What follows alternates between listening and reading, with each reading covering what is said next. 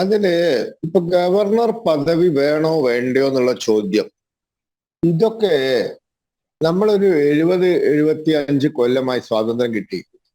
നമ്മുടെ റിപ്പബ്ലിക് ദിനം ആണ് ഇന്ന്. അപ്പൊ നമ്മൾ ഏതാണ്ട് 950 റിപ്പബ്ലിക്കായി, ഇന്ന് 24ആയി. അപ്പൊ 75-ാം റിപ്പബ്ലിക് ദിനമാണ്.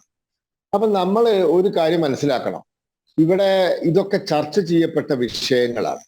ഈ ഗവർണർ വേണോ വേണ്ടയോ എന്നൊക്കെ ഒരു 3 സീറ്റുള്ള CPM പറയും പോലെ നടക്കുവോ? ഞാൻ പ്രായോഗികമായി ചോദിക്കുക. പാർലമെന്റിൽ 3 സീറ്റുള്ള CPM അങ്ങനെ പറഞ്ഞാൽ നടക്കുവോ? ഇവിടെ 405 സീറ്റുള്ള കോൺഗ്രസ് ഇതുവരെ അങ്ങനെ പറഞ്ഞിട്ടില്ല. ഒരു കാലത്ത് 405 സീറ്റ് ഉണ്ടായവരാ. 93 സീറ്റ് അന്ന് BJPക്കുള്ളത്. BJP പോലും അങ്ങനെ പറഞ്ഞിട്ടില്ല. ഇനി സർക്കാരിയ കമ്മീഷൻ റിപ്പോർട്ടിൽ ഗവർണർ പദവി അബോളിഷ് ചെയ്യണമെന്ന് പറഞ്ഞിട്ടുണ്ടോ? പറഞ്ഞിട്ടില്ലല്ലോ. കേന്ദ്ര സംസ്ഥാന ബന്ധങ്ങളെ പറ്റിയും ഗവർണറുടെ റോളിനെ പറ്റിയും പഠിക്കാൻ വേണ്ടി ഇന്ദിരാഗാന്ധി നിയമിച്ച സർക്കാരിയ കമ്മീഷൻ റിപ്പോർട്ട് പോലും ഗവർണർ പദവി അബോളിഷ് ചെയ്യണമെന്ന് പറഞ്ഞിട്ടില്ല.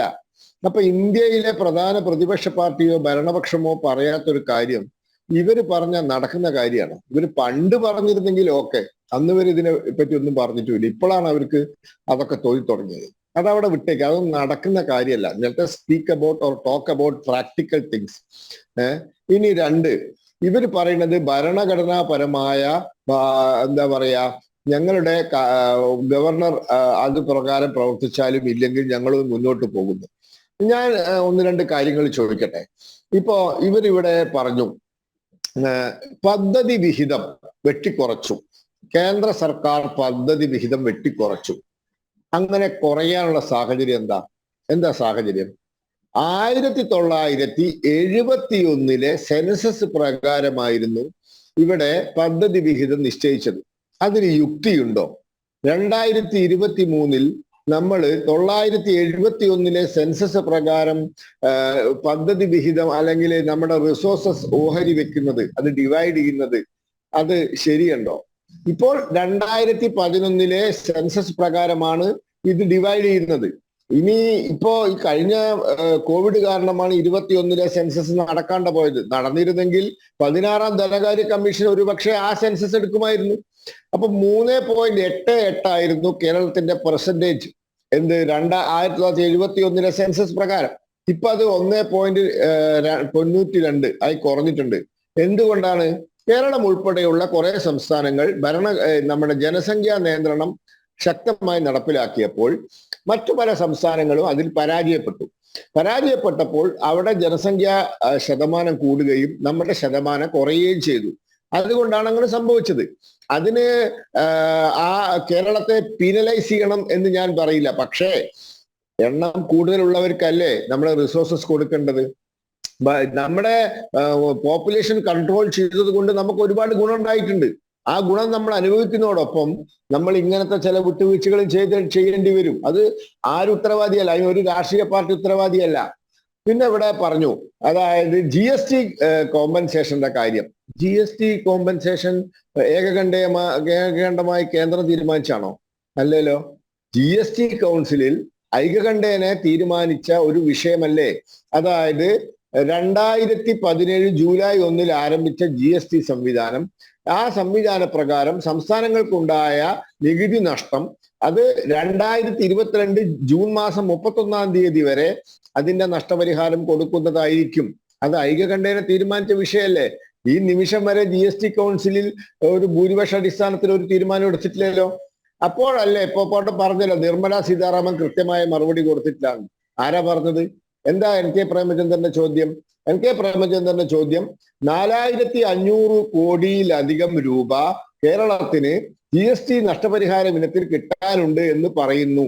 അത് ശരിയാണോ? ഉത്തരം നിർമ്മല സീതാരാമന്റെ അത്ര വലിയ തുക കൊടുക്കാനില്ല. 657 കോടി രൂപയാണ് GST നഷ്ടപരിഹാര ഇനത്തിൽ കൊടുക്കാനുള്ളത്. അത് ഓഡിറ്റ് റിപ്പോർട്ടുകൾ തന്നു കഴിഞ്ഞാൽ ഉടനെ കൊടുക്കുന്നതായിരിക്കും. ആ ചോദ്യത്തിൽ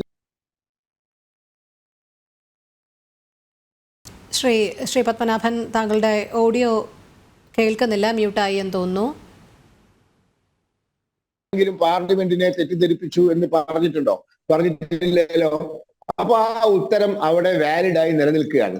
പിന്നെ റവന്യൂ ഡെഫിസിറ്റ് ഗ്രാന്റിൽ ക്ഷീണം സംഭവിച്ചു, അതായത് കുറവ് സംഭവിച്ചു എന്ന്. ആരാ പറഞ്ഞത്?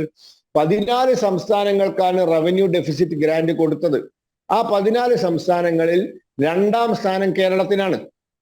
42 ലോക്സഭാ സീറ്റുള്ള, കേരളത്തിന്റെ ഇരട്ടിയിലധികം വലിപ്പമുള്ള ജനസംഖ്യയുള്ള ബംഗാൾ 8 കോടി 9 കോടി അവിടുത്തെ ജനസംഖ്യ, അവർക്ക് കിട്ടിയതിനേക്കാൾ കുറഞ്ഞ് 2ാം സ്ഥാനത്ത് കേരളം നിൽക്കുകയാണ്. 25 ലോക്സഭാ സീറ്റുള്ള, നമ്മളെക്കാൾ ജനസംഖ്യയുള്ള ആന്ധ്രാപ്രദേശാണ് 3ാം സ്ഥാനത്ത്. അപ്പോൾ റവന്യൂ ഡെഫിസിറ്റ് ഗ്രാന്റ് 2ാം സ്ഥാനത്ത് നിൽക്കുന്ന സംസ്ഥാനം കേരളം. 7600 കോടിയാണ് ലാസ്റ്റ് ഗഡു. 7900 അന്ന് ബംഗാളിൻ്റെത്. നമുക്ക് 7600 ഇത് നമ്മളെ ഇരട്ടി വലിപ്പമുള്ള സംസ്ഥാന ബംഗാള്. അപ്പോ ഇത്തരത്തിൽ ഒരു വിവേചനവും മനഃപൂർവ്വം അല്ലെങ്കിൽ ദുരുദ്ദേശപരമായി ചെയ്തിട്ടില്ല. എല്ലാം നിയമപ്രകാരമാണ് ചെയ്തത്. അതുകൊണ്ട് അങ്ങനെ ചെയ്ത ഒരു സംസ്ഥാനത്തെ കേന്ദ്രം അവഗണിച്ചു എന്ന് പറയരുത്. പിന്നെ ഒരു കാര്യം കൂടി ഞാൻ പറയാം, UGCന്റെ കാര്യത്തിൽ. ഇപ്പൊ UGCന്റെ കാര്യത്തിൽ ഗുജറാത്തിൽ അങ്ങനെ പറഞ്ഞു, ഇങ്ങനെ പറഞ്ഞു, ഒക്കെ ശരിയാണ്. പക്ഷേ അവസാനമായി സുപ്രീം കോടതി പറഞ്ഞത് എന്താണ്? സബോർഡിനേറ്റ് ലെജിസ്ലേഷൻ ആണെങ്കിൽ കൂടി. എന്താണ് സബോർഡിനേറ്റ് ലെജിസ്ലേഷൻ? പാർലമെന്റ് പാസ്സാക്കിയ നിയമത്തിന് അനുസൃതമായി സെക്രട്ടറിമാരുണ്ടാക്കുന്ന റൂൾസ് ആൻഡ് റെഗുലേഷൻസ്, ചട്ടങ്ങളും കൽപ്പനകളും, even if it is subordinate registration in concurrent ലിസ്റ്റിലുള്ള വിഷയങ്ങളിൽ സംസ്ഥാനം പാസ്സാക്കുന്ന നിയമത്തെക്കാൾ പ്രാധാന്യം കിട്ടുക, അതിന്റെ മുകളിൽ നിൽക്കുക ഈ സബോർഡിനേറ്റ് രജിസ്ട്രേഷൻ ആയിരിക്കും എന്ന് പറഞ്ഞു കഴിഞ്ഞു. അപ്പൊ പാർലമെന്റ് പാസ്സാക്കിയ നിയമം മാത്രമല്ല, അതിനനുസൃതമായി കേന്ദ്ര സർക്കാരിന്റെ സെക്രട്ടറിമാർ തയ്യാറാക്കിയ റൂൾസ് ആൻഡ് റെഗുലേഷൻസ് വരെ അതിനായിരിക്കും ഇത് ഈ സംസ്ഥാന സർക്കാർ പാസ്സാക്കിയ നിയമത്തെക്കാൾ പ്രാധാന്യം. അങ്ങനത്തെ ഒരു സാഹചര്യത്തിൽ ഇനി ഈ യൂണിവേഴ്സിറ്റിയുടെ കാര്യത്തിൽ ഒരു തർക്കത്തിന് സ്കോപ്പില്ല. അവിടെ അവര് പറയുന്നതാണ് ശരി, ഇവര് പറയുന്നതും അവര് പറയുന്ന തർക്കം വന്നാൽ അവര് പറയുന്നത് നിലനിൽക്കും. അപ്പൊ ഈ യാഥാർത്ഥ്യങ്ങളൊക്കെ അംഗീകരിക്കണം. ഇത് അംഗീകരിച്ച് മുന്നോട്ട് പോകണമെന്നേ ഞാൻ പറയുന്നുള്ളൂ. അതെ.